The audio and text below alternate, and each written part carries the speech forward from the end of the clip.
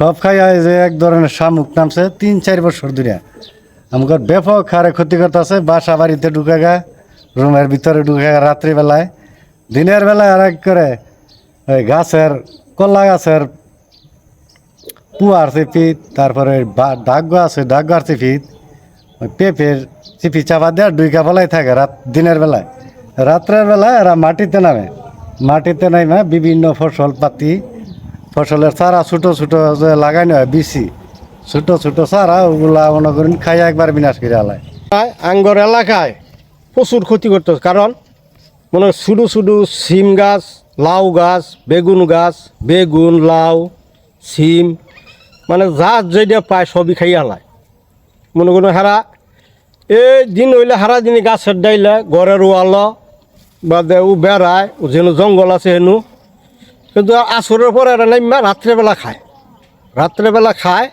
দইরা যদি একটা যদি মারি, ওই একটা মারলে মাইরা থুই আমি ওইটার পাশে ওইটা আবার মনে করুন 4-5টাকে খাবো ওই শামুকটা।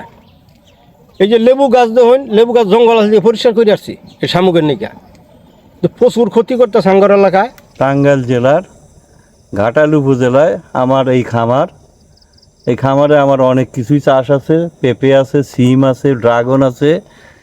বর্তমানে আমরা দেখতেছি একটা নতুন আতঙ্ক, সেটা হচ্ছে এই শামুক। জানি না যে এরা শামুকটা কোত্থেকে আসছে, কিভাবে আসছে জানি না। তোরা অসংখ্য শামুক এগুলা সন্ধ্যার পরে বের হয়, রাত্রিবেলায় বিভিন্ন গাছের ডগা পাতা ফল খায়া সাবার করে দিচ্ছে। আমরা কৃষকরা বর্তমানে এই শামুক আতঙ্কে ভুগতেছি। আমাদের এখন মানে যে সবজিগুলো আমরা করতেছি, প্রত্যেকটা সবজি আমাদের একই অবস্থা। শামুকের আতঙ্কে আমরা এই সবজিগুলোকে কোনোভাবেই মানে রক্ষা করতে পারতেছি না।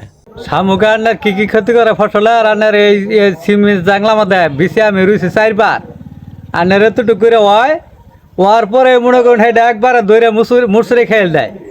এখন বর্তমান দেখা যাইতেছে আমি 20টা লাভার চড়াই না রুইছিলাম এই জাংলা মধ্যে, না এই লাভার চড়াগুলোও খাইল দিছে। আবার আপনার এই যে ডাগ্গাগুলো আছে কলার ডাগ্গা, এই ডাগ্গার মধ্যে বইয়া আর রস খাইয়া দিলে নিচে এলকাই ভেঙ্গে পড়ে নিসমিহি। আর এই সিমের জাংলার উপরে উঠটা করে কি ছাগলের মতো করে পাতা খায়, এত এরকম করে পাতা খায়, মানে আপনার সিমের জাংলার উপরে উঠটা